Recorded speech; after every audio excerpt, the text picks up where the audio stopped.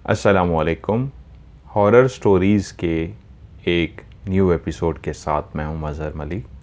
Thank you so much and love you so much आप सबके प्यार भरे फीडबैक का।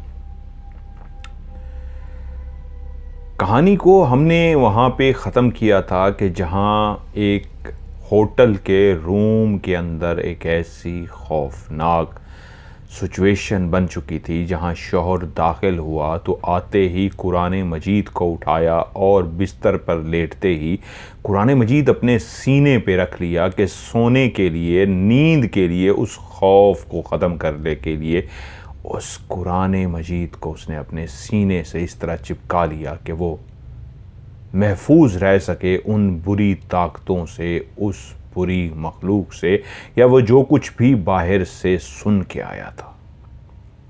और वहीं पास लेटी हुई उसकी बीवी सबा, जो अपने शौहर को एक तरफ देखती कि वो सो चुका है और दूसरी तरफ उस कमरे के अंदर कलेहार, एक ऐसी सनसनाहट, एक ऐसी वहशत, एक ऐसा ना नज़र आने वाली मखलूक को वो महसूस कर चुकी थी कि अब नींद उससे कोसों दूर थी। क्या उसने आंख को झपका और ऐसे महसूस किया कि दो आंखें एक उस कोने पे मुझे देख रही हैं। वहीं जहां बाहर से शां करके कोई आवाज गुजरती, खिड़की को कोई बाहर बाकायदा नॉक कर रहा था, तो उस खौफ की फ़ज़ा में कैसे उसको नींद आती कि वहीं पे जहाँ उसने कमरों में, उस कमरे के अंदर किसी की आहट, किसी के चलने की आवाज़ भी सुनी, तो वहीं पे एक उसके कानों ने आवाज़ को सुना,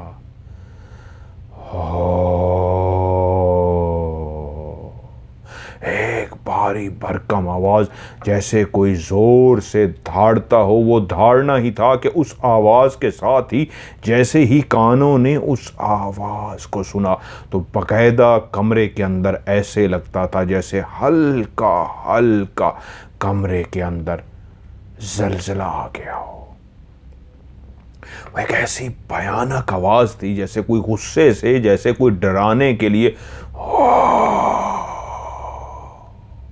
ऐसे धाड़ा तो हो, लेकिन उस धाड़ने के साथ ही कमरा बाकायदा पूरा हिल गया था। उसका वहम नहीं था, वो हकीकत में उसका वो खौफ था जो इस कमरे में दाखिल होते ही जो उसको अंदाज़ा हुआ था। कोई जैसे है पीछे मुड़ के देखती, कोई ना होता। वॉशरूम में मुंह हाथ धोते हुए पीछे मुड़ के देखती, जैसे कोई खड़ा है, वहाँ पे कोई ना होता। पहली दफ़ा ज़िंदगी में ऐसा मुंह धोया कि आंखें खुली रख के डर भी था साबुन मुंह धोते हुए आंखों के अंदर जा सकता है, फिर भी मुंह धो लिया कि कहीं आंखें बंद की तो जो इर्द गिर्द मौजूद है, जो अपनी मौजूदगी का एहसास दहशत ज़दा करके दे रहा है, कहीं मेरी आंखें बंद होते ही नुकसान ना पहुंचा दे।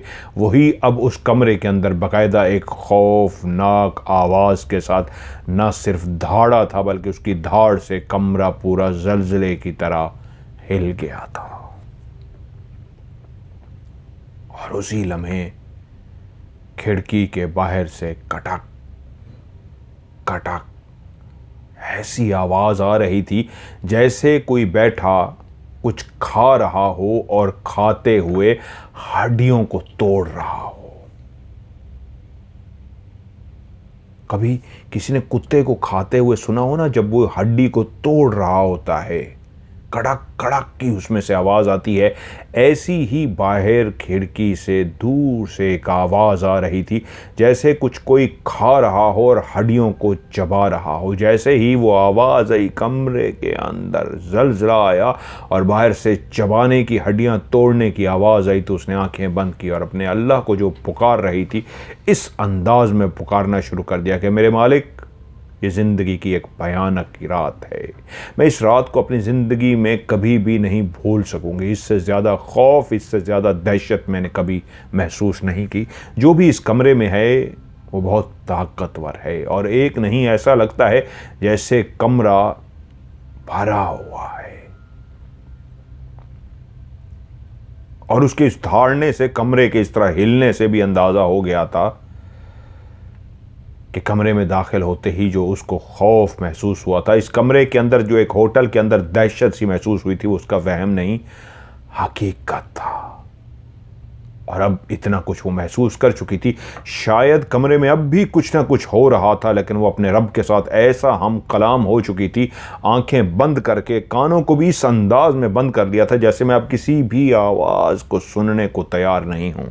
कोई है तो मैं उसको सुनना नहीं चाहूँगी, कोई है उसकी खटखटाहट, चाहे वो खिड़की को खटखटाए, चाहे कदमों की आवाज़ हो, चाहे वो धाड़े कमरे को हिला दे, मुझे नहीं सुनना। मुझे अपने रब से हम कलाम होना है। और अपने रब को पुकारते हुए वो पढ़ती रही, इस अंदाज में पढ़ती रही कि कब बाहर वो आवाज़ें, कब वो अंदर कमरे के अंदर आवाज़ें, जो कुछ भी उसको महसूस हो रहा था, महसूस होना आहिस्ता आहिस्ता कम हो गया। वो मुसलसल पढ़ती रही, पढ़ती रही, पढ़ती रही। आंखें बंद थीं और थोड़ी देर के बाद उसको एहसास हुआ वो सोई नहीं थी, लेकिन अपने बिस्तर पे लेटे लेटे ऐसी गुम हो गई थी अपने रब के कलाम को पढ़ने में, ऐसी मस्त हो गई थी अपने रब के कलाम को पढ़ते हुए, ऐसी दिल लगी, ऐसी जुस्तजू, ऐसी दीवानगी से पढ़ रही थी। उस कमरे में लेटी है, उस कमरे में कुछ हो रहा है ऐसा जो बहुत ही खौफनाक हो रहा है। वो सब उसके दिमाग से उतर गया। और पढ़ते पढ़ते जब उसने एक दफ़ा से आंखें खोली तो एहसास हुआ मैं उसी कमरे में हूँ जहाँ कुछ देर पहले एक वहशत सी थी, जहाँ कुछ देर पहले खौफ से मेरी जान निकल रही थी। लेकिन रब का कलाम पढ़ते हुए जैसे मैं बेसुध सी हो गई थी। इस कमरे से ध्यान ही हट गया था। मुड़ के देखा, शौहर अभी तक उसी तरह कुरान मजीद सीने पे रखे सो रहे हैं। बड़ी मोहब्बत से कुरान मजीद उनके हाथ से ले लिया। अब वो सो चुके थे और उसी कुरान मजीद को खोला और पढ़ना शुरू कर दिया।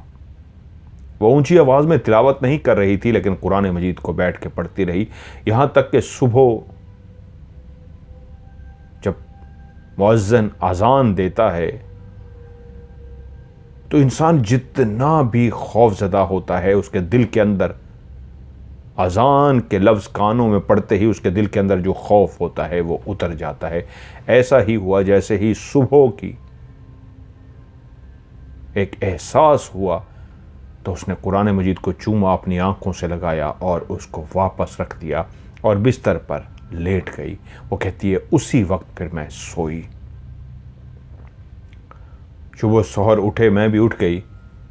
रात क्या हुआ था ना मैंने उनसे बात की ना उन्होंने मुझसे बात की। नाश्ता वगैरह किया और उसके बाद प्रोग्राम बना के चलो चलते हैं। लेकिन मैंने उनसे कहा जा तो रहे हैं, मुझे इस खिड़की को देखना है। उन्होंने पूछा क्यों, क्या हुआ? मैंने कहा रात को इस खिड़की को खटखटा रहा था, आप तो सो गए थे, लेकिन मैं सो नहीं सकी, मैं सुबह सोई हूं। मुझे इस खिड़की को देखना है, देखें तो सही क्या है ये खिड़की। तो वहीं पे मैंने खिड़की के आगे जो पर्दे पड़े हुए थे उन पर्दों को हटा दिया तो ये देख के मैं हैरान रह गई। खिड़की एक ऐसी जगह पे थी, ये कमरा उस होटल के एक ऐसे कोने पे उन्होंने हमें दिया था जहाँ का व्यू तो बहुत खूबसूरत था, बाहर का मंजर तो बहुत खूबसूरत था, लेकिन वो जो खिड़की थी वो खिड़की देखते ही मुझे अंदाज़ा हुआ कि बाहर तो कोई खड़ा ही नहीं हो सकता, खटखटाना तो दूर की बात है, क्योंकि खिड़की के नीचे ही बहुत गहरी खाई थी। होटल क्योंकि ऊंचाई पे बना हुआ था और हमारा कमरा शायद आखिर वाला वो कमरा था जिसके बाहर आप देखना चाहें तो कोई खड़ा नहीं हो सकता, वहाँ खाई ही खाई थी, कोने पे बना हुआ वो कमरा था। तो फिर वो कौन था जो रात को खिड़की को खटखटा रहा था?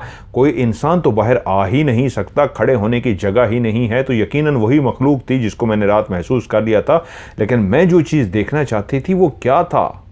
जो एक टूटने की आवाज़ थी। तो तभी खिड़की से जब मैंने बाहर की तरफ देखा, 10 बजे का कोई टाइम था, तो सूरज की रोशनी हर तरफ फैल चुकी थी। पर्दे मैंने हटाए तो सामने मेरी जो निगाह पड़ी, एक अजीबो गरीब हड्डियाँ थीं जो बहुत दूर खड़े होने पे भी मुझे नज़र आ रही थीं। खुदा बेहतर जाने वो पुरानी हड्डियाँ थीं, नई हड्डियाँ थीं, मुझे ये तो नहीं पता, लेकिन काफ़ी जैसे जानवरों की हड्डियाँ होती हैं वैसे मैंने दूर से देखा हड्डियाँ पड़ी हुई हैं और मैं हैरान हो गई हूँ। शौहर ने मुड़ के मेरी तरफ देखा और पूछा क्या देख रही हो? मैंने कहा रात हड्डियों के चबाने की, कटकने की, कटक कटक की आवाज़ें आ रही थी। वही देखना चाह रही तो सामने हड्डियां मौजूद हैं।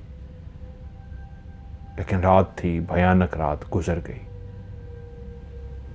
मैं शोहर की तरफ मुड़ी और कहा, आप बताइए क्या हुआ था जब आप कमरे में आए और आते ही आपने कुरान उठाया और सो गए? वो बोले, अभी नहीं, फिर कभी बताऊंगा, अभी हम अपने इस ट्रिप को एंजॉय करते हैं। यूं हम वहां से उस होटल से निकले और फैसला कर चुके थे कि दोबारा आज रात इस होटल में नहीं आना। हमने अपना सामान वगैरह पैक किया और वहां से रवाना हो गए। काफ़ी लंबा ट्रिप था, हम इधर उधर वहाँ रहे, लेकिन वो खौफ, वो दहशत, वो जो कुछ भी उस होटल में हुआ था और हमें कहीं पे भी महसूस नहीं हुआ। हम अपने उस ट्रिप को सिवाय उन लम्हों के खौफजदा होने के बाकी एंजॉय करते हुए हम अपने घर पहुंच गए। वक्त गुजरा, कुछ अरसे के बाद मेरी देवर और देवरानी और उनके साथ 1 साल का बच्चा था, उनके अम्मी अबू यानी मेरे सास ससुर, इन्होंने फिर गर्मियों में प्रोग्राम बनाया कि फिर उसी तरफ जाते हैं जो कागान, नारान, झील सैफुल मलूक, आज़ाद कश्मीर, ये पहाड़ों का सीज़न जहाँ पे लोग गर्मियों का रुख करते हैं। हम लोग तो सर्दियों में गए थे जहाँ पे इंसान तो नज़र ही नहीं आते थे। गर्मियों में पाँव धरने की जगह नहीं होती, इतना ज़्यादा रश होता है। तो हमारा जो घर था, मेरी माँ का घर, जहाँ की मैं स्टोरी आपको सुना चुका हूँ, वो क्योंकि वहाँ जाते हुए रास्ते में पड़ाव पड़ता था, तो जब भी कोई, हम जिस तरह गए थे तो हम भी पहले अम्मी के घर रुके थे, तो मेरे ससुराल वाले भी जब उधर जाने लगे तो यही प्रोग्राम बना कि वो अपनी ही गाड़ी पे जाएंगे, तो लंबा सफ़र है, तो वो पहले स्टे करेंगे हमारे घर पे जो दरमियान में पड़ता था उस ट्रिप के, एक रात वहीं रुकेंगे और सुबह नाश्ता करके रवाना हो जाएंगे। वो सारी फैमिली, देवर, देवरानी, उनकी एक बच्ची और उनके अम्मी अबू ट्रैवल करके हमारे घर पहुंच गए। मैं और मेरे शौहर पहले ही हम वहाँ पहुँचे हुए थे। अम्मी ने उनके लिए कमरे वगैरह सेट कर दिए थे। वो आए, बड़ी पुरतपाक तरीके से उनका इस्तकबाल किया था, गपशप हुई, खाना वगैरह खाया, बैठे रहे और रात हो गई। और उसके बाद एक कमरा सास ससुर के लिए सेट किया गया था, मेरी सास ससुर के लिए, और एक कमरा मेरी देवर और देवरानी और उनके बच्चे के लिए। काफ़ी बातें हमने कर ली और सुबह जाना भी था, तो उन्होंने कहा जी अब हम सोने के लिए चलते हैं क्योंकि सुबह जाना भी है, तो हम रेस्ट करते हैं। तो सब अपने कमरों को चले गए। मेरे देवर और देवरानी भी जाके कमरे में लेट गए। थके हुए थे, लंबा सफ़र करके आए थे कि थोड़ी देर के बाद ही दोनों को, तीनों को, बच्चों को भी नींद आ गई, वो सो गए। अब कमरे के अंदर खामोशी थी, रात का अंधेरा था, रात का एहसास था, रात की तारीकी, रात का एहसास इंसान को गहरी नींद में लेके जाता है। और अब भी ऐसा ही था कि वो तीनों सोए हुए थे कि मेरी देवरानी की आंख खुल गई। बिस्तर पे लेटे लेटे उसने देखा मेरी आंख खुल गई है। क्या हुआ, क्यों खुली है? मैं तो बहुत थकी हुई थी, मेरी आंख तो सुबह खुलनी चाहिए थी, मैं इतनी जल्दी क्यों उठ गई हूं? तो कमरे में एक नाइट बल्ब जल रहा था, जो एक डिम लाइट होती है। रात को आप कमरे में घुप अंधेरा नहीं करते, लेकिन ऐसी लाइट जला के रखते हैं कि कुछ ना कुछ नजर आता रहे। तो उसने देखा कमरे के अंदर नाइट बल्ब भी जल रहा है। शौहर की तरफ देखा, वो सो रहा है। बच्चे की तरफ देखा, वो भी सो रहा है। लेकिन मैं क्यों जागी हूं? मेरी किस वजह से आंख खुली है?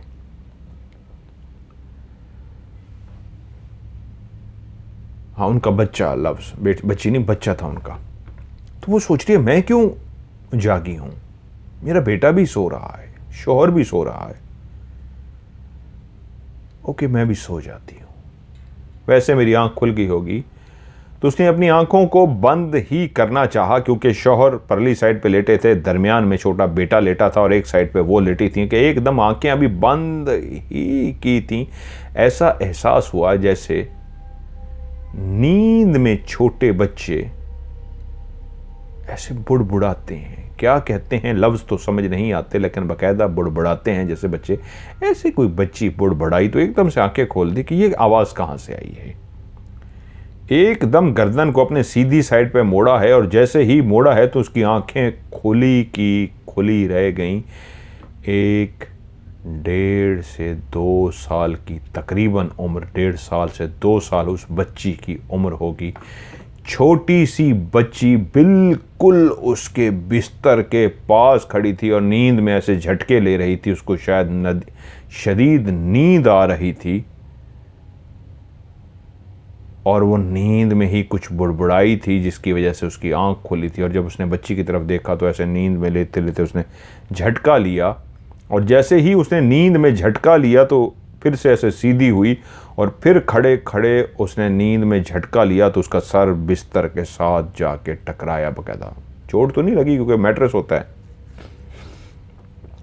तो उस बच्ची का जैसे ही सर बिस्तर से टकराया, उसको झटका लगा, तो एकदम से उसने अपनी आंखें खोल दी। और जैसे ही उस बच्ची ने, जो नींद की गनूदगी की सी कैफियत में झटके ले रही थी, और उस झटके की वजह से उसने अपनी आंखें खोली, तो उसी लम्हे उसको एहसास हुआ कि कोई औरत जिसके बिस्तर के पास मैं खड़ी हूँ वो मुझे घूर रही है, वो जाग चुकी है और मुझे देख रही है। और जैसे ही उस बच्ची को एहसास हुआ, वो उसने अपनी आंखें खोली, जो गनूदगी, जो नींद की सी हालत में थी कि औरत मुझे देख रही है, तो उसी लम्हे वो बच्ची गायब हो गई। और उधर देवरानी की हालत ख़राब। पहले उसने बच्ची को देखा, जानती थी इस घर में कोई भी बच्ची नहीं है, तो ये किसकी बच्ची है? रात के इस पहर इतनी छोटी बच्ची मेरे बेड के करीब खड़ी हुई है, वो समझ ही नहीं पाई थी। कई सवालात उसके दिमाग में थे कि उसी बच्ची को देख रही थी जो नींद में बुड़बुड़ाई थी। उसके बुड़बुड़ाने की वजह से उसकी आंख खुली थी कि उसने देखा वो झटके ले रही है, और एक झटके से उस बच्ची की जैसे ही आंख खुली, आंख क्या खुली कि उसी लम्हे उस आंख को देखते ही उस देवरानी, मेरी देवरानी को समझ आ गई, ये आंख इंसानी आंख नहीं है। ऐसी खौफनाक, ऐसी चमकदार और ऐसी वहशतनाक आंख इंसान के बच्चे की नहीं हो सकती। और जैसे ही उस बच्ची ने आंख खोली और इधर उसने आंख देखी, इसके चेहरे पे एक रंग आया और रीढ़ की हड्डी के अंदर एक खौफ की लहर आई। उसी लम्हे आंखों के सामने वो बच्ची गायब हो गई। अब कैसे देवरानी को नींद आ सकती थी? फौरी तौर पे उसने आयतुल कुर्सी पढ़नी शुरू कर दी।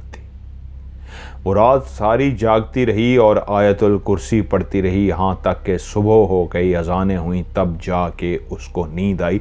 लेकिन उसने सुबह किसी को भी ये वाक़या नहीं बताया। वो नहीं चाहती थी बाकी घर वाले भी डर जाएं। अभी हमने लंबा सफ़र करना है, मैंने तो महसूस कर लिया, लेकिन ये ना हो इस बच्ची के इस दहशतनाक वाक़े की वजह से सब खौफजदा हो जाएं। यूँ उसने इस वाक़े का किसी से भी जिक्र नहीं किया, और अगले दिन वो अपने सफ़र पे रवाना हो गए। ये एक बहुत ही अजीब वाक़या था। लेकिन उनके जाने के कुछ अरसे के बाद अम्मी एक दिन उठी हैं, किचन की तरफ जाने लगी हैं, तो एकदम से दीवार पे उनकी निगाह पड़ी है। ये शाम मगरिब के बाद का टाइम था। वो किचन की तरफ जाने लगी हैं और जैसे उनकी निगाह दीवार पे पड़ी तो एकदम वो ठटक गई हैं और रुक गई हैं कि ये क्या है। दीवार पे खून के छींटे पड़े हुए थे। ये पहली दफा नहीं पड़े थे, जब मकान बन रहा था तब भी वो जब देखने के लिए आते थे खून के छींटे होते थे। छत पे एक हांडी टूटी हुई भी पड़ी थी, वही हांडी जिसको जादू की हांडी कहा जाता है। ऐसी हांडी जो जिस छत पे भी जाके टूटे तो वहां रहने वाले उस काले जादू का शिकार हो जाते हैं कि आहिस्ता आहिस्ता सबकी मौत वाक़ई हो जाती है। उस काले हांडी की वजह से खुदा जाने क्या हुआ था। इस घर का फ़र्द, मेरा बाप सबा कहती हैं, अल्लाह को प्यारे हो गए थे। इस घर में 1 साल या 1.25 साल जिंदा रहे थे, उसके बाद अल्लाह को वो प्यारे हो गए थे। लेकिन उस रात जब अम्मी ने फिर से उस पेंट हुई हुई दीवार के ऊपर खून के छींटे देखे तो वो एकदम से डर गईं, क्योंकि 2-3 घंटे पहले ही वो यहाँ से कई दफ़ा गुजरी थी। ये दीवार बिल्कुल क्लियर थी और बाहर से कोई भी घर के अंदर दाखिल भी नहीं हुआ था कि कोई ऐसी हरकत करके गया हो। घर बिल्कुल बंद था, कोई जब अंदर नहीं आया था तो दीवार पे खून के छींटे कैसे आ गए। घबरा गई लेकिन समझ गई। फौरी तौर पे किचन जाना का फैसला मंसूख किया और उन खून के धब्बों को मिटाना शुरू कर दिया। वो पढ़ती गईं और खून के धब्बों को मिटाती गईं, वो पढ़ती गईं, वो खून के धब्बों को मिटाती गईं। कुछ दिन और इस तरह गुजरे कि फिर एक शाम अम्मी किचन में ही काम कर रही थीं कि उनको किचन में काम करते हुए ऐसे महसूस हुआ कोई पीछे से गुजरा है। कौन है? बेटा आया है या कोई बेटी है? कौन आया है? एकदम से उन्होंने मुड़ के देखा तो पीछे कोई भी नहीं था। वो फिर अपने काम में मसरूफ हो गई। फिर काम करते हुए उनको महसूस हुआ कोई बकायदा किचन में उनके पीछे से तेजी से गुजरा हो। इस दफा गुजरने वाले का अंदाज इस तरह था कि पहले से ज्यादा क्लियर महसूस हुआ था कि पीछे से कोई गुजरा है। वो जल्दी से मुड़ गई, मुड़ के देखा, इर्द गिर्द इधर उधर देखा, किचन में कोई नहीं था। तो वो खुद से सोचने पे मजबूर हो गई, पहले पीछे महसूस हुआ, अब किचन के अंदर महसूस हुआ, ये मेरा वहम तो नहीं हो सकता, 2 दफा हो चुका है। अब वो पका भी रही थीं और मुड़ मुड़ के पीछे भी देख रही थीं कि तभी पकाते हुए एक दफ़ा वो मुड़ी हैं तो उनकी निगाह बिल्कुल उनकी बैक साइड पे थोड़े ही फासले पे एक काले स्याह शैडो पे पड़ी है जो खड़ा देख रहा था। एक ऐसा काला शैडो जिस तरह कोई ढांचा होता है और ढांचे के ऊपर हल्की सी तह लगा दें जिस्म की, स्किन की। हमारी तो एक मोटी स्किन है ना, ये जो है बाकायदा बहुत ज़्यादा मोटी है, उसके ऊपर अब पतली सी एक छोटी सी स्किन लगा दें, बिल्कुल बारीक सी, ऐसे लगेगा कि एक ढांचा है और ढांचे के ऊपर पतली सी स्किन लगी हुई है। ऐसी ही उसके ऊपर स्किन थी, लेकिन उसकी आंखें लाल सुर्ख, बहुत पतला सा, बहुत लंबा सा एक ढांचा था, काला स्याह सा। और उसका जिस्म ऐसे था जैसे किसी बिल्ली की पतली पतली टांगे होती हैं, ऐसे पतला पतला उसका वजूद था, काला स्याह। लेकिन उसकी आंखें लाल सुर्ख थीं, बाकी वो एक काला स्याह साया था। उसकी पूरा वजूद इतना ही कमजोर था, इतना ही पतला सा था, जैसे किसी बिल्ली की टांगे को थोड़ा सा मोटा कर दो उतना ही मोटा उसका ऐसा सारा जिस्म था। ऐसे जैसे एक हड्डी के ऊपर पूरा वजूद हो, एक हड्डी हो सीने की जगह पे भी एक पतली सी हड्डी हो ऊपर की तरफ जा रही हो, और बाजू भी एक पतले पतले हड्डियां हो लेकिन उनके ऊपर काला स्याह मास्क लगा हो। चेहरा भी एक छोटा सा था लेकिन आंखें उसके ऊपर लाल सुर्ख बड़ी सी थीं। वो काला स्याह साया जैसे कोई गुजरते हुए रुक जाता है, ऐसे गुजरते हुए रुक के देख रहा था किचन की तरफ। और जैसे ही मुड़ी हैं तो एकदम से उन्होंने झटका खाया है और तभी उन्होंने देखा है जो खड़ा देख रहा था वो चलता हुआ आगे बढ़ गया है। बस एक जिस्म का सीना और ये वाला हिस्सा थोड़ा सा मोटा था, बाकी तो टांगे बाजू बिल्कुल बारीक बारीक से थे। लेकिन जैसे ही उन्होंने देखा कि वो खड़ा देख रहा है, उसके रुकने का अंदाज भी ऐसा था, एक टांग आगे एक पीछे, जैसे वो चलते चलते रुक गया था और किचन की तरफ देख रहा था। और जैसे उन्होंने देखा वो आगे बढ़ गया। ये अब वाकयात उस घर के अंदर बहुत ज्यादा बढ़ने लग गए थे। अब बहुत ज़्यादा महसूस होना शुरू हो गया कि कभी कहीं से कोई गुजरा है, ऐसे लगता कहीं से शां की आवाज़ आई है, और अक्सर शाम को ऐसे लगता कोई हंस रहा है। हल्की सी, माइनर सी, बिल्कुल एक हल्की सी हंसने की आवाज़ आती और खामोशी छा जाती। ऐसा नहीं था कि कोई ऊंचे कहका लगा के हंस रहा है, जैसे हल्का सा, जैसे कोई शरारती अंदाज में हंसता है, बस जैसे कोई शरारत में मुंह पे हाथ रख के खीकी खीकी खीकी करता है, इस अंदाज में हंसने की आवाज आती। चंद सेकंड और खामोशी। लेकिन अब घर इस अंदाज में उनको महसूस होना शुरू हो गया था कि जो भी एक्टिविटीज थी बहुत शदीद हो चुकी है, आना जाना लग चुका है, मैं किसी को देख चुकी हूं। अब तो बाकायदा कोई हंसता है मुंह पे हाथ रख के। कभी ऐसा महसूस होता घर के अंदर से कोई परिंदे बोल रहे हैं, कभी घर के अंदर ऐसे लगता कि बिल्ली कोई भी नहीं होती, लेकिन ऐसे लगता बिल्कुल पास कोई बिल्ली बैठी बोल रही है। अब बहुत ज्यादा हो रहा था। बेटा इस वक्त घर पे नहीं था, कहीं दूर गया हुआ था।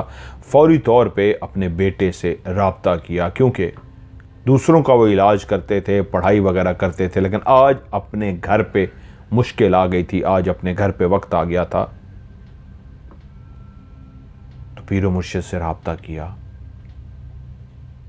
घर की सारी सूरत हाल बताई। उन्होंने कहा ये एक तावीज़ है, लेकिन उन्होंने लफ्ज़ जो बत्ती है, तावीज़ नहीं, उनने, मैं वही खोलने लगा था, बत्तियां हैं। उन्होंने कहा ये एक बत्ती है जो मैं आपको बत्ती दे रहा हूं,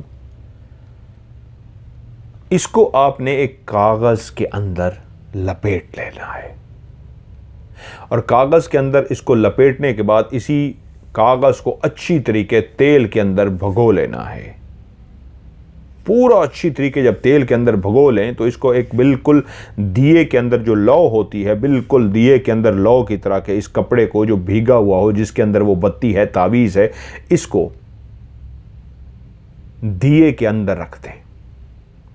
और उस दिए को फलां दिन को रात 8 बजे के बाद, मगरिब के बाद आपने जला देना है। और इसके जलाने में 3-4 घंटे लग जाएंगे। जब तक ये मुकम्मल नहीं जल जाता जो इसके अंदर बत्ती है, तो आपने बैठे रहना। अगर बुझे भी सही, इसको दोबारा जला लेना है और मुसलसल ये वाली पढ़ाई करते रहना है,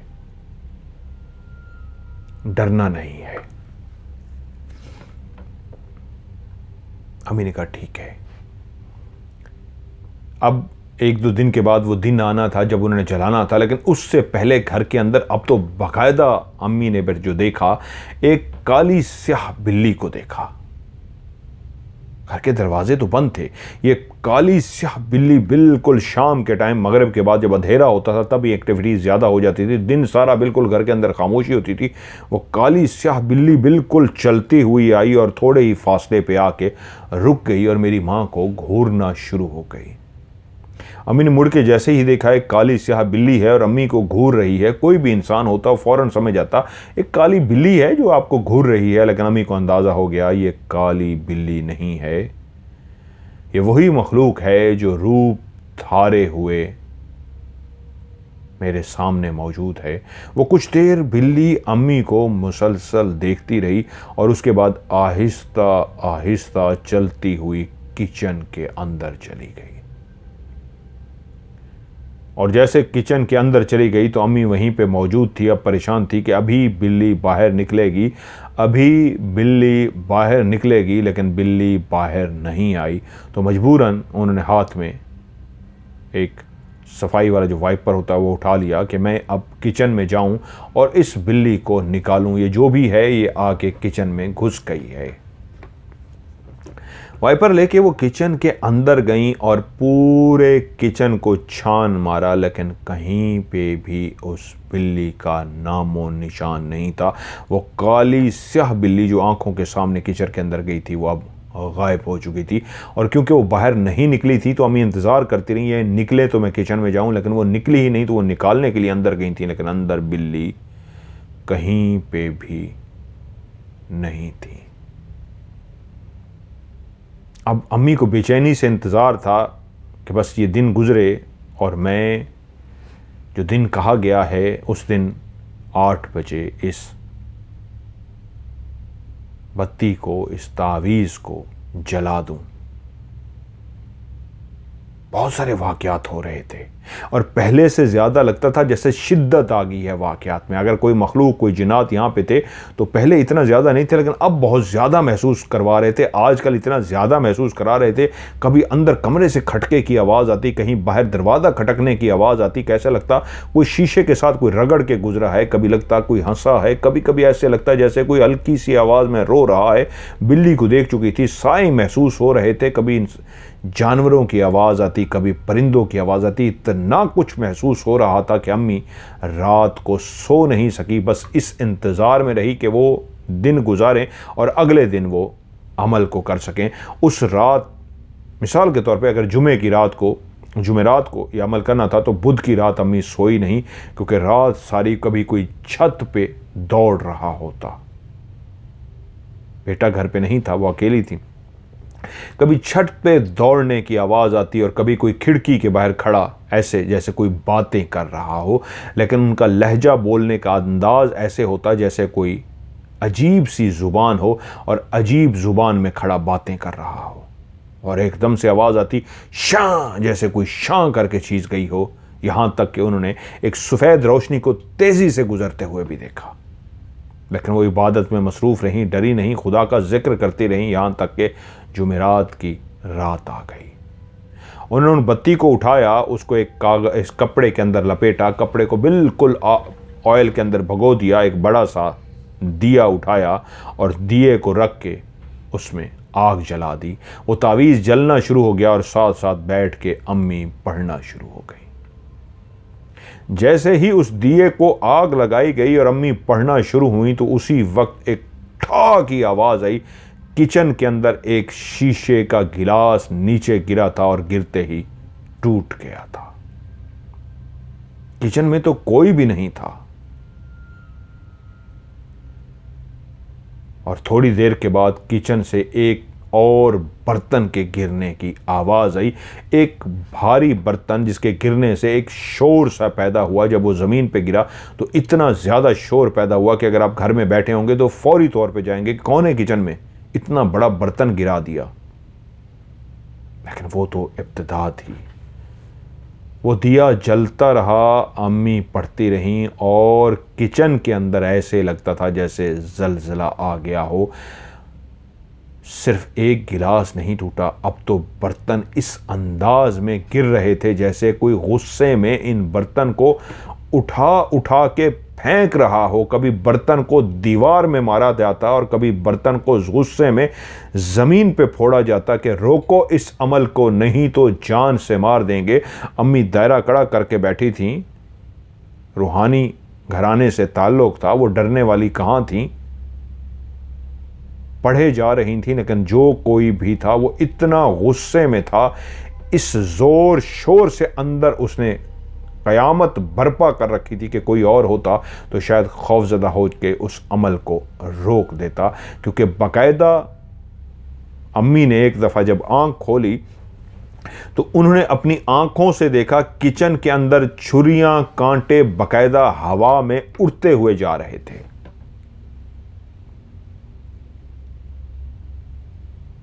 और जो भी था नज़र नहीं आ रहा था। अम्मी ने छुरियां कांटों को इस अंदाज में देखा जैसे धमकी दे रहा हो, छुरियां कांटों को हवा में इस तरह लहरा रहा हो, उसने हाथ में पकड़ा हुआ हो, हाथ नज़र ना आ रहा हो, लेकिन उसके पकड़ने का अंदाज ऐसा था, रोको इसको नहीं तो मार डालूंगा, इस छुरी से गला काट डालूंगा, इस छुरी से तुम्हारा दिल निकाल दूंगा। लेकिन वो जो भी था जिसके पकड़ने का अंदाज ऐसा था, दूर से ही नज़र आता था कि किसने छुरी को हाथ में पकड़ा है। लेकिन वो छुरी पकड़ने वाला नजर नहीं आ रहा था।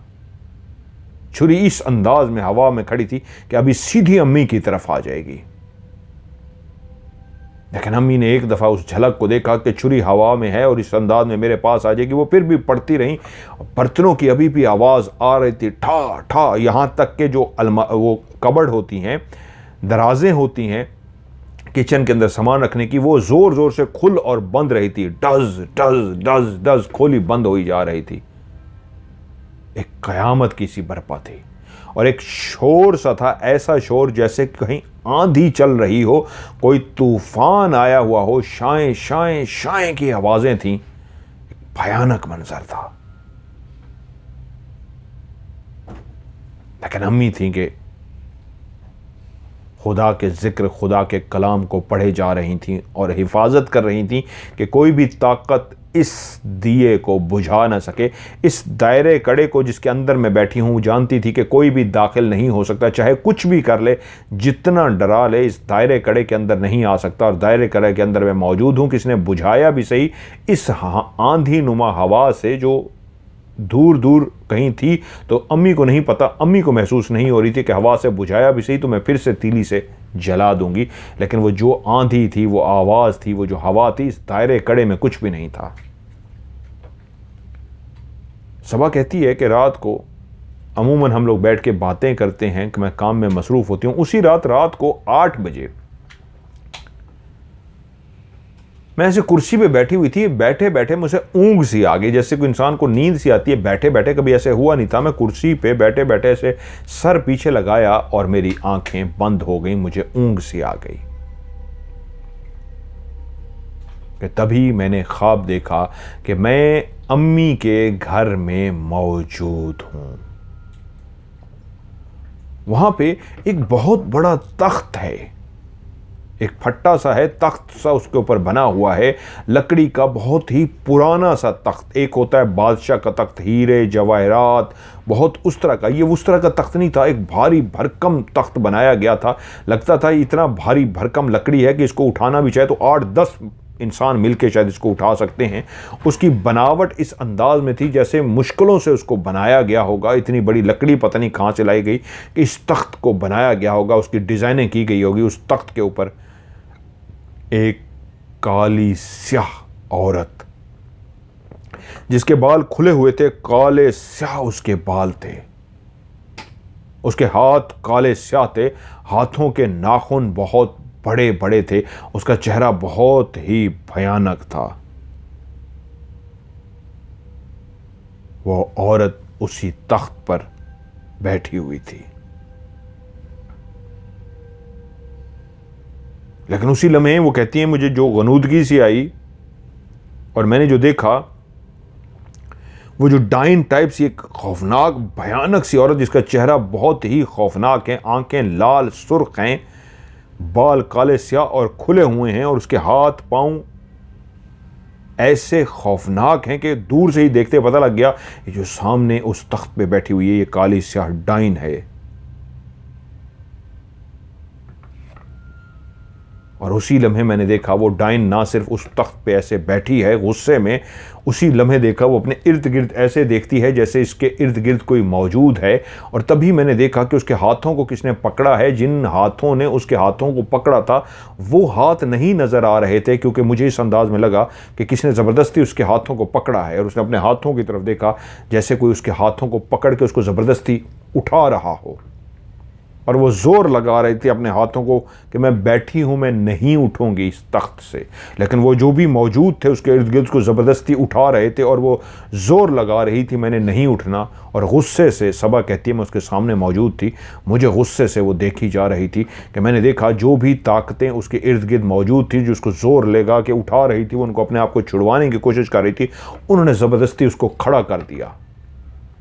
वो फिर भी जोर लगा के तख्त पे बैठने की कोशिश कर रही थी, लेकिन वो अनदेखी ताकत जो इर्द गिर्द उसके मौजूद थी उसको जोर लगा के उस तख्त से दूर लेके जाना चाह रहे थे। उन्होंने आहिस्ता आहिस्ता जोर लगा के उसको घसीटना शुरू कर दिया, जोर लगाते गए और उसको घसीटना शुरू कर दिया। अब मुझे उसकी पूरी बॉडी से नज़र आ रहा है कि वो जोर लगा रही है, आगे नहीं बढ़ना चाह रही, लेकिन उसके हाथ ऐसे खींचे हुए हैं, किसने पकड़े हुए हैं और उसको घसीट रहे हैं, लेकिन वो जोर लगा के पीछे आना चाहती है, लेकिन वो इतनी ताकत से उसको घसीट रहे हैं वो पीछे नहीं आ पा रही। मुड़ मुड़ के तख्त की तरफ देखती है और लाल सुर्ख गुस्से वाली आंखों से मेरी तरफ देखती है, लेकिन उसको घसीटते घसीटते घसीटते कमरे से बाहर ले गए हैं कि मेरी आंखों के सामने ही वो उसको घर से बाहर ले गए। जब वो औरत को ऊपर खड़ा उन्होंने किया है और उसको घसीट रहे थे तो उसके पांव ज़मीन पे इस तरह पड़े हुए थे कि वो चलना नहीं चाह रही थी, रुकी हुई थी, और उसको घसीट रहे थे। उसके पांव मैंने देखा घसीटते हुए जा रहे हैं, उसके पांव नीचे से पांव उसके ऐसे भयानक खौफनाक थे जैसे रीछ के पांव होते हैं, नाखून होते हैं, अजीब से बिन मानिस की तरह नीचे जिस तरह पांव होता है, बिन मानिस के पांव देखें नीचे से जिस तरह के होते हैं बंदर के, उसी तरह के अजीब व गरीब खौफनाक से उसके पांव थे। वो घसीटते हुए उसको बाहर ले गए और मैं जागी कि ये मैं कैसी कुछ लम्हे के लिए सो गई थी, मुझे ऊंघ आ गई थी और मैंने कैसा भयानक ख्वाब देखा है। अल्लाह खैर करे, मैंने ख्वाब देखा, मैं जल्दी से उठी, अपने काम में मसरूफ़ हो गई और खैर मैं सो गई, इंतज़ार में थी कि सुबह हो अम्मी को ये ख्वाब बताऊं। उधर अम्मी पढ़ती रहीं, तकरीबन 4-4.25 घंटे लगे उस दिए के अंदर डले हुए कपड़े के अंदर बत्ती को जलाने में, और आखिरकार वो जल गई। क्या कुछ अम्मी कहती हैं घर में नहीं हुआ, तूफ़ान सा आया, लेकिन उसके बाद जब वो सब कुछ जल गया तो उसके बाद ऐसा लगा घर के अंदर बिल्कुल सुकून सा हो गया है। वो अंदर जो तूफ़ान बदतमीज़ी आया हुआ था, किचन के अंदर तोड़ फोड़ हो रही थी, छुरियाँ हवा में हिल रही थी और एक आंधी तूफ़ान की तरह शोर था, ऐसा था जैसे क़यामत आ गई हो, ऐसा लगता था जैसे ज़लज़ला आ गया हो। वो सब ऐसे थम गया जैसे था ही कुछ नहीं।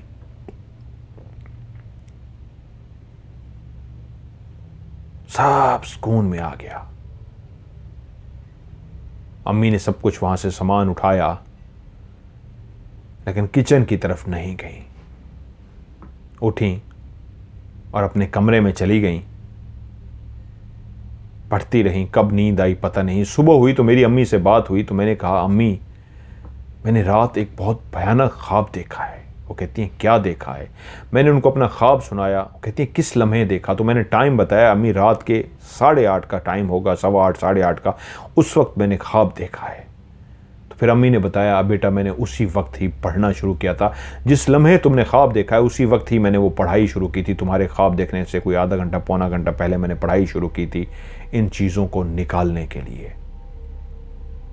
और जो उन्होंने उधम मचाया है किचन के अंदर, मैं अभी तक गई नहीं हूँ, अब जाके देखूंगी किचन के अंदर क्या हाल है। तो मैं फ़ोन पे थी, मैंने कहा, अम्मी मैं आपके साथ हूँ, जाएं किचन में, देखिए क्या हालात हैं।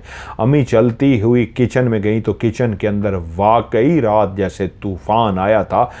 कई बर्तन टूटे हुए थे, जो भी बर्तन सजे हुए थे, जो टूट नहीं सकते थे, वो ज़मीन पे पड़े हुए थे। बाकी सारे बर्तनों को तोड़ दिया गया था। दराजें जो होती हैं वो सारी खुली हुई थी, कुछ दराजें उल्टी हुई थी, चम्मच छुरियाँ सारी नीचे गिरी हुई थी। ऐसा लगता था जैसे इस कमरे के अंदर किसी की दुश्मनी हुई हो और उन्होंने दुश्मनी में एक दूसरे को चीज़ें मारी हों और सब सामान उलट पलट कर दिया हो। जैसे गुस्से में कोई किसी के घर में तबाही लाता है तो सब चीज़ें फेंक देता है, वैसा ही हाल था। और अम्मी ने बताया, लेकिन शुक्र है खुदा का, उसके बाद सब कुछ रात थम गया था। और तुमने भी वही ख्वाब देखा है, ऊँघ सी आई है, यही देखा है, वो जो भी डायन थी उसको पकड़ के कोई बाहर ले गया है, शायद वो तुम्हें इशारा भी दे दिया गया और मैं उसी को ही बाहर निकालने के लिए पढ़ रही थी, शायद वो अब चली गई है। और ऐसा ही हुआ था। उसके बाद हमारे घर में दोबारा कुछ भी नहीं हुआ। अम्मी ने वो जो अमल किया था उस घर से निकालने के लिए, वो बिल्कुल कामयाब हुआ था। वो जो भी चीज़ें थीं वो एक थीं, वो कई थीं, जो मुसलसल कई दिनों से अपना आप महसूस करा रही थी, अब वो इस घर में नहीं थी, अब वो इस घर से जा चुकी थी। वो कहती है, यहाँ पे सब खैरियत से हो गया। मैं जहाँ पे पहले अब जॉब छोड़ चुकी थी, किसी और शहर में शिफ्ट हो गई थी, लेकिन मैंने रिज़ाइन नहीं किया था। मैं एक बहुत ज़बरदस्त किस्म की जॉब कर रही थी। उन्होंने मुझे कहा, हमें आप जैसे लोगों की ज़रूरत होती है, आप रिज़ाइन ना कीजिए, हो सकता है कल को आपको ज़रूरत पड़े तो हम आपको मोस्ट वेलकम कहेंगे। तो 3 साल बाद मुझे दोबारा पिंडी जाना हुआ, तो उन्होंने वो जॉब मुझे फिर से ऑफ़र की और यूँ वो मैंने जॉब कबूल कर दी। शोहर बिज़नेस की वजह से दूसरे शहरों में उनका आना जाना होता। अब मुझे 2 बेटियां जो जुड़वां थीं और मुझे एक घर ढूंढा और एक रावलपिंडी की एक ऐसी जगह पे जो मेरे ऑफिस के बिल्कुल करीब घर था, मैंने घर किराए पर ले लिया। ये एक ऐसा घर था, बहुत बड़ा तो नहीं था जिस तरह के हम घरों में रहते आए थे, लेकिन ठीक था, छोटा घर था।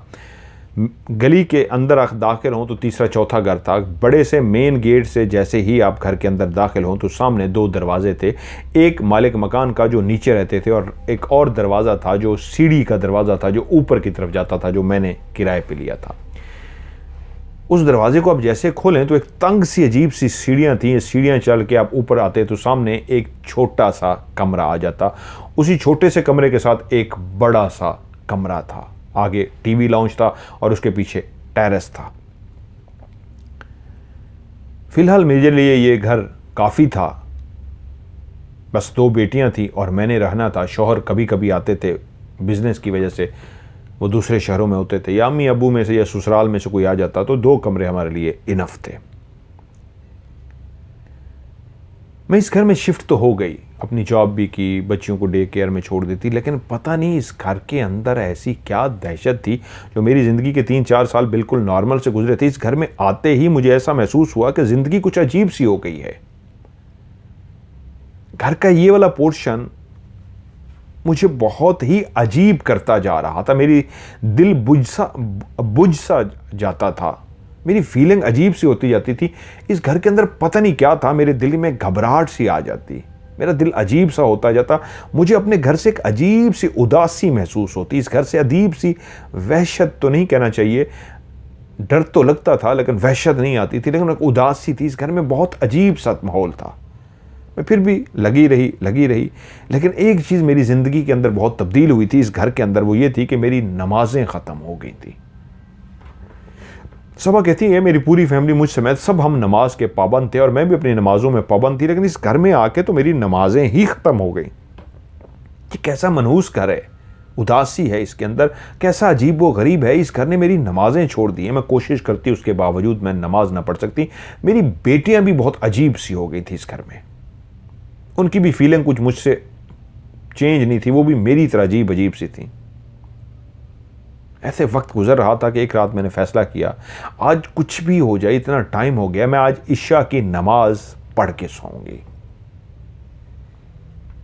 लेकिन मेरा दिल कहे नहीं, मुझे नींद आ रही है, मुझे थकावट आ रही है, सुस्ती हो रही है। मैंने कहा कुछ भी हो जाए मैंने नमाज पढ़नी है। जैसे कैसे मैंने वज़ू किया और जब मैं मुसल्ले के ऊपर आज खड़ी हुई तो पहली दफ़ा ऐसा लगा कि जैसे मैं नमाज के लिए तो खड़ी हो गई हूँ, लेकिन कोई ताकत है जो ना सिर्फ मुझे नमाज से रोक रही है बल्कि वो मेरे इर्द गिर्द मौजूद है। अगर मैं नमाज पढ़ूंगी तो शायद मुझे पीछे से धक्का देगी, शायद मुझे पीछे से डरा देगी। एक अजीब सा एहसास था। ये मेरे अंदर क्यों एहसास आया कि कोई मुझे डरा देगी, धक्का दे देगी। मैं इर्द गिर्द देखती लेकिन कोई एहसास जो मुझे और खौफजदा किए जा रहा था कि नमाज छोड़ो बस नुकसान ना हो जाए। लेकिन मैंने कहा मैं नमाज पढ़ के रहूंगी। मैं मुसल्ले पे खड़ी हो गई। जैसे ही मैं मुसल्ले पे खड़ी हो गई, अल्लाह अकबर करने लगी तो महसूस हुआ पीछे कोई आके खड़ा हो गया है। मैंने कहा है अगर कोई खड़ा हो गया है तो खड़ा हो जाए, मैंने नमाज नहीं छोड़नी। मैंने नमाज शुरू कर दी। बड़ी ही मुश्किलों से, बड़ी ही खौफजदा कंडीशन में मैंने अपनी नमाज मुकम्मल की और ये नियत करके सो गई कि अब मैं फजर की नमाज के लिए भी उठूंगी और फजर की नमाज भी पढ़ूंगी। वो जो छोटा कमरा था, जैसे बताया मैंने, वो कहती हैं सीढ़ियाँ चढ़ के आए तो वो छोटा कमरा था, उसके साथ बड़ा कमरा था। मैंने अपनी सेटिंग जो की हुई थी बड़े कमरे के अंदर अपनी सेटिंग कर ली थी, लेकिन छोटे कमरे के अंदर भी मैंने बेड लगा दिए थे ताकि कोई आए, मेहमान आके रहे, मेरा भाई आए, ससुराल में से आ जाए, कोई भी आ जाए तो वहाँ रहे। बड़े कमरे में मैंने अपना बेड वगैरह सेट किया हुआ था। दोनों अटैच बाथ थे। कभी कभी वाशरूम हम इस छोटे कमरे का भी इस्तेमाल करते थे अक्सर। और अगर कोई मेहमान वगैरह आ भी जाता तो वो इसी छोटे कमरे में स्टे करते थे। बड़े कमरे में मैंने अपनी सारी सेटिंग रखी हुई थी।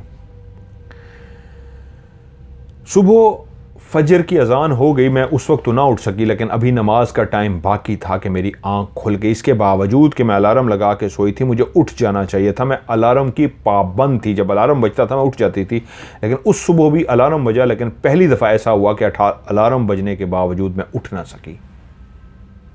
जैसे किसी ताकत ने मुझे उठने ना दिया हो।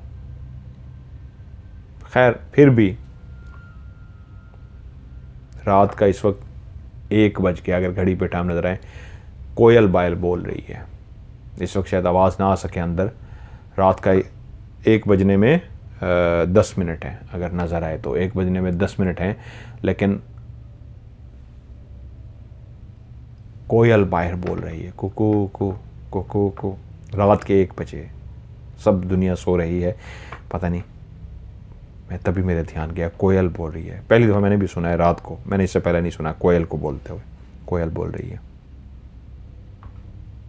ये आवाज़ आई है। पता नहीं शायद माइक कैच कर पाए, आप लोग का लेवल बढ़ा के देखें तो ये आवाज़ क्लियर आती है कोयल की। खैर सुबह कहती मैं उठ तो गई, लेकिन अभी फजर की नमाज का टाइम बाकी था। मैंने कहा मुझे नमाज पढ़नी है चाहे कुछ भी हो जाए। मैंने वज़ू किया और वज़ू करने के बाद पता नहीं इस वक्त क्यों बोल रही है कोयल, मेरा ध्यान बिल्कुल बार बार। मैंने वज़ू किया, फजर की नमाज पढ़ी, या अल्लाह खैर, फजर की नमाज पढ़ी और मेरी बेटी वहीं सो रही थी। एक दूसरी बेटी मेरी सास के साथ चली गई थी, एक ही बेटी घर में थी। तो फजर की नमाज़ पढ़ने के बाद मैंने सूरत यासीन की, भूल गया मैं। वो कहती है मैंने नमाज के लिए वज़ू किया तो उसी वक्त मैंने सूरत यासीन की तिलावत लगा दी। कि फिर मेरी नमाज में रुकावट हो गई। सूरत यासीन की मैंने तिलावत लगाई और उसके बाद वज़ू किया और मैंने अपनी नमाज़ पढ़ी, और नमाज़ पढ़ने के बाद फिर मैं आके छोटे कमरे में आ गई कि मैं यहाँ लेटती हूँ। मेरी बेटी वहीं लेटी हुई थी। मैंने कुंडी आके दरवाजे की लगा दी। पता नहीं क्यों खौफ आ रहा था मुझे। मैंने दरवाज़ों की कुंडी लगा दी और छोटे कमरे में, सर्दियों का मौसम था, रज़ाई पड़ी हुई थी, ब्लैंकेट पड़ा था। मैं बिस्तर पर लेटी सूरत यासीन को सुनने के लिए, और ब्लैंकेट मैंने अपने ऊपर ले लिया और मैं लेट गई। और सूरत यासीन तकरीबन ख़त्म ही होने वाली थी। इस नीयत से लेटी कि मैं सूरत यासीन ही पूरी सुन लूँ। जो तिलावत लगी हुई थी कि मैं लेटी हूँ, मैंने ब्लैंकेट अपने मुंह पे लिया है, अभी मुझे सोए हुए चंद मिनट ही कह लीजिए, ऐसी हालत कि मैं नींद में नहीं गई थी, कच्ची पक्की मेरी नींद थी कि हल्का सा कोई मुझे आवाज़ दे या जगाए तो मैं जाग जाऊंगी। ऐसी ही मैं हालत में थी कि मुझे महसूस हुआ मेरी रज़ाई को पीछे से कोई खींच रहा है। मैं नींद की सी हालत में थी, एकदम मेरे आवाज़ महसूस हुआ कोई मेरी रज़ाई को खींच रहा है। अम्मी तो आज घर में नहीं है, बेटी भी सो रही है, शौहर भी घर पे नहीं है, तो कौन है? एकदम से एहसास हुआ कि कुंडी तो मैंने लगा दी थी, अंदर तो कोई आ ही नहीं सकता। तो उसी लम्हे वो जो नींद की सी हालत थी एकदम से खुल गई और आंखें एकदम खुल गई। मुंह के ऊपर रज़ाई थी, लेकिन अब भी क्लियर महसूस हो रहा था कोई रज़ाई को खींच रहा है। अब मैं रज़ाई के अंदर थी, आंखें मेरी खुली हुई थी, मैं जाग चुकी थी और कोई मेरी रज़ाई खींच रहा था।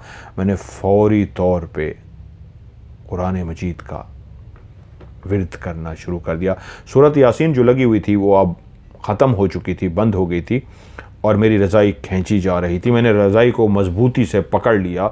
जो भी था मेरी रज़ाई को ज़ोर से खींच रहा था और मैं रज़ाई को वापस अपनी तरफ खींच रही थी, पढ़े जा रही थी। अब क्लियर हो चुका था, मैं जाग गई हूँ और ये वहम नहीं है कोई मेरी रज़ाई को खींच रहा है। कुंडी लगी है, अंदर कोई आ नहीं सकता, और मैं रज़ाई को वापस खींच रही हूँ। कोई ज़ोर लगा रहा है अपनी तरफ और मैं रज़ाई को अपनी तरफ खींच रही हूँ। और मैंने अल्लाह का कलाम पढ़ते पढ़ते ऊंची आवाज़ में पढ़ना शुरू कर दिया। जब मैंने ऊंची आवाज़ में पढ़ना शुरू किया तो ऐसा लगा जिसने भी रज़ाई को खींचने की कोशिश की है, अब भी वो खींच तो रहा है लेकिन खींच नहीं रहा, उसका हाथ अपनी जगह पे रुक गया है। उसने छोड़ा नहीं था, अभी भी पकड़ा हुआ था, लेकिन उसका हाथ वहीं पर रुका हुआ था। और मैं पढ़ती जा रही थी, पढ़ती जा रही थी। जो ही पढ़ने की आवाज़ ऊंची हुई, मैंने ऊंची आवाज़ में पढ़ना शुरू की तो उसकी गिरफ्त जो थी, जिसने भी रज़ाई को पकड़ी हुई थी, वो ढीली होनी शुरू हो गई। मुझे लगा जैसे आहिस्ता आहिस्ता ढीली होती जा रही है, गिरफ्त ढीली होती जा रही है, यहाँ तक कि उसकी गिरफ्त ढीली हो गई और रज़ाई उसके हाथ से छूट गई। मैं पढ़ती रही, पढ़ती रही। जैसे मैंने देखा रज़ाई छूट गई है, मैंने जल्दी से रज़ाई अपने मुँह से हटाई और उठ के देखा सामने कोई भी नहीं था। अभी तक बोल रही है, अल्लाह खैर करे। कोयल का रात को इस वक्त बोलना मेरी नहीं समझ आया। वो कहती है मैंने दरवाज़ा देखा, कुंडी लगी हुई है। मैं समझ गई कि जो भी था अभी यहीं मौजूद था और उसने मेरी वहम नहीं था, मेरी रज़ाई को बहुत ज़ोर से खींचा है और आज खुल के उसने मेरा सामना किया है। उसी लम्हे मैंने देखा मेरी बेटी ज़ोर से, 1.5-2 साल की उसकी उम्र थी, ऐसी ज़ोर से चीखी कि एकदम मैं माँ थी, मैं तड़प के उठी हो गई, भागी, अपनी रज़ाई को फेंका, उठ के भागी, जल्दी से कुंडी खोली और भागती हुई गई तो मेरी बेटी उठ के बैठी हुई थी और शदीद खौफज़दा हालत में रोए जा रही थी। वो शदीद डर गई थी। वो जो भी था या थी जिसने मेरे ऊपर अटैक किया था, मेरी रज़ाई को खींचा था, मुझे छोड़ के वो फौरी तौर पे उसके पास चला गया था। और वो छोटी मासूम मेरी बच्ची शदीद डर गई थी। मैं भागती हुई गई, उसको उठाया और अपने सीने से लगा दिया और पढ़ के उसके ऊपर दम करना शुरू हो गई। वो चीखे जा रही थी, रोए जा रही थी, शदीद डरी हुई थी, सहमी हुई थी। जब मैंने उसको अपने गले से लगाया, अपने सीने से लगाया, तो बहुत ज़्यादा सहमी हुई थी। मैं समझ गई उसने मेरी बेटी को डरा दिया था। इधर से उठाया तो वो उधर चला गया था। और मैं पढ़ती रही और मेरी बेटी जब चुप हुई, मैंने उसी वक्त फ़ैसला कर दिया मुझे नहीं रहना इस घर में। मैंने अपना कीमती सारा सामान उठाया, बेटी को साथ लिया, जॉब पे गई और जॉब से वापसी के बाद अम्मी की तरफ चली गई और अम्मी को जाके सारी सूरत हाल बताई। मैंने कहा अम्मी मुझे उस घर में नहीं रहना, वहाँ पे ये खौफनाक वाक़यात हुए हैं और ये कुछ हुआ है, मेरी नमाज़ें ख़त्म हो गई, एक अजीब सी वहशत है, एक अजीब सा सूरत हाल है, मुझे वहाँ पर नहीं रहना। और फिर मैंने अपने मालिक मकान से जब इस टॉपिक पे बात की और उनको बताया कि क्या है, आप मुझे बताइए, आपने मुझे बताया नहीं इस घर के अंदर क्या मसला है। मैंने उनको ये नहीं बताया था मेरे साथ ये वाक़या हुआ है। उनसे वैसे पूछना चाह रही थी कि ये घर तो बहुत भारी है, इस घर में तो अजीबोगरीब वाक़यात हैं, क्या चीज़ें हैं। तो मेरे मालिक मकान ने मुझे तसल्ली नहीं दी, खुल के जवाब नहीं दिया, गोल मोल सा जवाब दे रहे थे, नहीं ऐसा तो नहीं। ये वो मैं फ़ौरन समझ गई कि वो इनकार भी नहीं कर रहे, इकरार भी नहीं कर रहे, गोल मोल सा जवाब दे रहे हैं कि नहीं यूँ है वहाँ है। मैंने कहा आप खुल के कह देना, आप मुझे गारंटी दें कि कुछ भी नहीं है, आप हल्फन कहें। तो वो कह रहे नहीं नहीं ये है वो। मैं समझ गई कि इनको भी पता है, ये नीचे रहते हैं, कि ऊपर वाला पोर्शन कितना भारी है और ऊपर वाले पोर्शन में क्या क्या खौफनाक वाक़यात हो रहे हैं। कि तभी मेरे भाई जो अम्मी के घर में था वो सारी सूरत हाल सुन रहा था, तो फौरी बोल पड़ा कि जब मैं घर शिफ्ट करने लगे थे, तुम्हारा सामान रखने के लिए गया था, और पहली रात जब मैं वहीं पे सोया था, तो पहली ही रात मेरी जब आंख खुली थी तो बाकायदा उसी छोटे कमरे में जहाँ की तुम बात बता रही हो, उसी छोटे कमरे में ही मैं सोया हुआ था। तो मेरी रज़ाई किसने बार बार खींचने की कोशिश की थी। मैं नींद में था और जब मेरी आंख खुल गई और मैं जाग गया था, आंखें खोल दी, तो मैंने देखा कोई मेरी रज़ाई खींच रहा है। मैंने उसी वक्त उठ के देखा था, लाइट जलाई थी तो कमरे में कोई भी नहीं था। मैं समझ गया था कि किसने मेरी रज़ाई खींचने की कोशिश की है। मुझे ये नहीं पता था कि ये जो मखलूक है इस घर में बसेरा रखती है, क्योंकि मैं यही समझा हमारे साथ तो वाक़यात होते रहते हैं इस तरह के, शायद मेरे साथ ये वाक़या हुआ है, तुम परेशान ना हो। मैंने उस वक्त पढ़ाई की लेकिन तुम्हें उस वक्त वाक़या नहीं बताया, लेकिन उसी रात मेरे साथ ये वाक़या हो गया था। और तभी एक और वाक़या जो मेरी सास ने मुझे बताया कि बेटा तुम्हें याद है हम तुम्हारे घर रहने के लिए आए थे। मैंने कहा हाँ जी। तो मैंने अम्मी को वही वाला कमरा दिया था, वो जो छोटे वाला था, क्योंकि एक बड़ा कमरा था वहाँ पे मैं और मेरी बेटी होती थी, कभी शोर आते थे वो भी वहीं होते थे। छोटे कमरा मेहमानों के लिए था, मेरे बहन भाई अम्मी या मेरी सास ससुर आते मैं उनको देता। तो वो मेरी सास और ससुर वहाँ पे आए थे, वो 2 बंदे थे। मुझे पता तो था ये घर ज़रा इस तरह क्या है, लेकिन वो 2 थे। मैंने कहा इनको डर नहीं लगेगा, मैंने वो छोटा कमरा उनको रहने के लिए दे दिया। मैं सुबह हुई, नाश्ता वगैरह उनके लिए बनाया, मुझे ऑफिस जाना था कि ये नाश्ता मैं बना के रख के चली गई, वो जब भी उठेंगे नाश्ता कर लेंगे। मैंने जॉब पे पहुंचना था तो मैं रवाना हो गई। वो आराम से उठते थे, वो सुबह उठे, तकरीबन कोई ये 11 बजे का टाइम था, मेरे ससुर उठ चुके थे और मेरी सास बिस्तर के अंदर लेटी हुई थी। सर्दियों में अमूमन इंसान लेटा रहता है और लेट ही उठता है कि क्या करने, ठंड है तो बिस्तर में ही लेटे रहो। तो मेरी सास जो थी वो बिस्तर के अंदर लेटी हुई थी। तो वो कहती है मुझे नींद नहीं आ रही थी, मैं वैसे लेटी हुई थी कि ज़रा चलो बिस्तर गर्म है और माहौल ज़रा बाहर ठंडा है, सर्दियाँ तो मैं लेटी रहूँ। तो मेरी आंखें ऐसे ज़रा मैंने बंद ही की थी, मैं सोई नहीं थी कि चलो ज़रा शायद नींद ही आ जाए। मैंने आंखें बंद ही की थी कि मुझे किसी ने बहुत ज़ोर से ठा करके थप्पड़ मारा था। और जैसे ही मेरे चेहरे पे एक ज़ोरदार थप्पड़ मारा तो मैं सोई तो थी नहीं, मैंने सिर्फ आंखें ही बंद की थी। मैं हड़बड़ा के मैंने आंखें खोल दी कि ये किसने मारा है, और मैंने इधर उधर देखा, कोई भी नहीं था कमरे में, मैं अकेली थी, लेकिन बाकायदा मुझे ज़ोर से थप्पड़ पड़ा था। अब मैं तुम्हें बताती तो तुम डर जाती, तो उसी वक्त ही हमने शाम को तुम्हें कह दिया था कि हमें फ़ोन आ गया है, हमें वापस जाना पड़ गया। तो हम ये कह के वहाँ से चले आए थे, क्योंकि वहाँ से मैं डर गई थी कि मुझे वहाँ पे थप्पड़ पड़ा था। भाई की भी रज़ाई खींची गई थी और मालिक मकान मानने को तैयार नहीं थे, गोल मोल सा जवाब दे रहे थे कि हाँ यूँ है वहाँ है वहाँ है। लेकिन वहाँ पे मेरे भाई और मेरी सास के साथ भी मामलात वहाँ पे हो चुके थे। खैर कहती उसके बाद मैंने वो घर वो फौरी तौर पे छोड़ दिया और अपनी जॉब करती रही। उसके बाद मेरा टास्क था कि मैंने बाहर चले जाना है, अपनी एजुकेशन मुकम्मल करनी है, और ऐसा ही किया। मैंने अपनी एजुकेशन मुकम्मल की और उसके बाद मैं अब बाहर स्कॉटलैंड में आ गई हूँ, बाहर ही रहती हूँ, बाहर ही हूँ अल्हम्दुलिल्लाह। यहाँ पे कोई मसला नहीं है।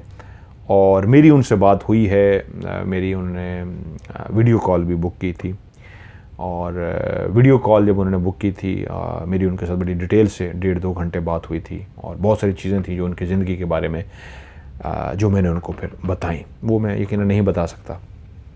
तो वो मुझसे अब राब्ते में भी हैं, और इंशाअल्लाह ताला बाकी जो कुछ भी है, थोड़ा बहुत जो भी है, मेरे कहा आप बेफिक्र हो जाए, इंशाअल्लाह मेरी ज़िम्मेदारी है वो क्लियर हो जाएगा। उन्होंने मुझसे एक सवाल आखिरी पूछा, मदर भाई सारी कहानी आप सुना दीजिएगा, मेरे एक सवाल का ज़रूर जवाब दीजिएगा। वो जो अब्बू को, मेरे दादा को, शाहजी जो थे, वो जो पानी के अंदर हलवा पूरी दम कराने के लिए ले गए थे और हलवा पूरी दी थी, वो बाद में गोबर क्यों बन गई थी?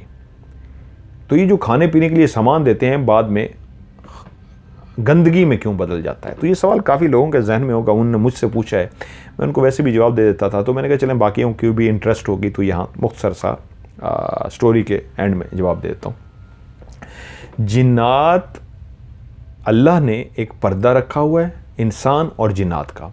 तो जिन्नात का उठना बैठना, खाना पीना, रहन सहन सब कुछ इंसानों की तरह ही है। शादी, खुशी, गमी, रिवायात, मज़हब, लैंग्वेज, सब कुछ।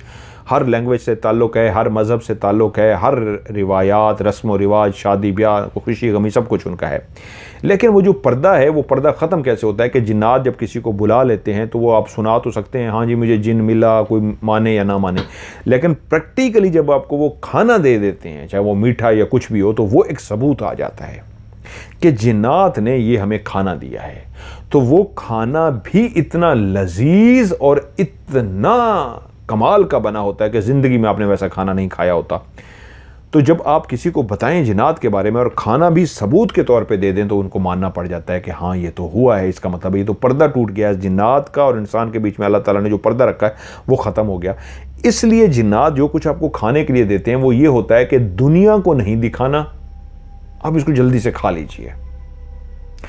अगर आप उसको उठा के रख लेंगे, क्योंकि हम क्या करते हैं, रात का खाना बचा हुआ होता है, सुबह खा लेंगे, रख देते हैं, नहीं। जिन्नात ने जब भी आपको जो कुछ भी दें उसी लम्हे आप खा लें, वो बेहतरीन होगा। उसी लम्हे घर पहुंचते ही किसी को दे दें, उसी वक्त भी वो बेहतरीन होगा। रख दिया, सुबह का इंतज़ार किया, ख़त्म हो जाएगा, वो ख़राब हो जाएगा। मुख्तसर इसका जवाब ये है, वो एक पर्दा कायम रहना चाहिए। उसी वक्त आप चुप करके खा लें, बताएं नहीं किसी को, तो वो बेहतरीन है। लेकिन अगर आपने उसको लंबे टाइम के लिए रख दिया तो वो ख़राब हो जाएगा। उसकी रीज़न ये है, इंसान के पास फ्रिज है, ऐसी कई चीज़ें मौजूद हैं जिससे वो उसको लंबे टाइम के लिए स्टोर कर सकता है। एक बर्फ़ी आई है गिफ्ट के तौर पे मुझे, और मुझे इतनी लजीज लगी कि मैंने कहा यार मैंने पूरा 6 महीने खाना है इसको, तो मैं खा सकता हूँ। उसको मैं फ्रिज में रख दूंगा, इधर रख दूंगा, उधर रख दूंगा और खाता रहूँगा, ठीक है। तो वो जो कुछ आपको दे रहे हैं उसी वक्त खा लें। आपने अपने उन सोर्सेज को इस्तेमाल किया जिनके ज़रिए आप स्टोर कर सकते हैं, तो उसकी इजाज़त नहीं होती। तो इसलिए कि आप स्टोर ही ना कर सकें, वो जो भी मिठाई है, जो भी खाने पीने की चीज़ होती है, वो फ़ौरन ख़राब हो जाती है। इसी चीज़ को नज़र रखते ही ख़राब हो जाती है कि इंसान इसको स्टोर करेगा और रख देगा कि जी बाद में खाता रहूँगा। तो इसलिए जब मिले उसी वक्त खा लें, रखेंगे तो ख़राब हो जाएगी।